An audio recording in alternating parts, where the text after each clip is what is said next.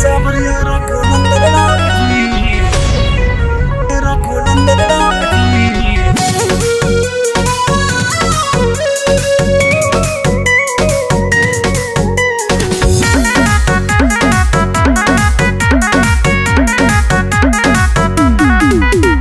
सिया के सावरिया रघुनंदन राम जी, रघुनंदन राम जी। सिया के सावरिया रघुनंदन राम जी, सिया के सावरिया रघुनंदन राम जी। आए कनक भवन में अयोध्या धाम जी, आए कनक भवन में अयोध्या धाम जी। सिया के सावरिया रघुनंदन राम जी, सिया के सावरिया रघुनंदन राम जी। आए कनक भवन में अयोध्या धाम जी, आए कनक भवन में अयोध्या धाम जी।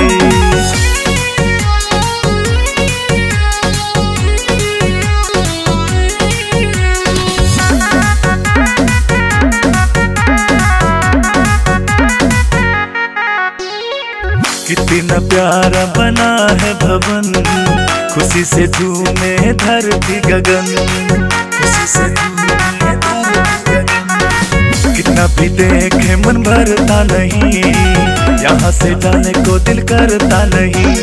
अब न चाहत है किसी और काम की, अब न चाहत है किसी और काम की। आए कनक भवन में अयोध्या धाम जी, आए कनक भवन में अयोध्या धाम जी। सिया के सावरिया रघुनंदन राम जी, आए कनक भवन में अयोध्या धाम जी।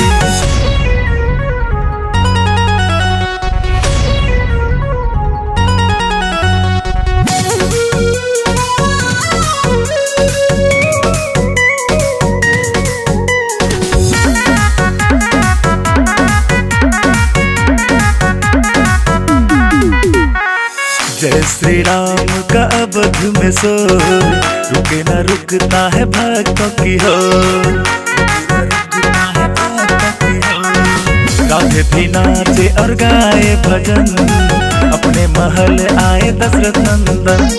है मन भावन पावन झलक राम की, है मन भावन पावन झलक राम की। आए कनक भवन में अयोध्या धाम जी, आए कनक भवन में अयोध्या धाम जी।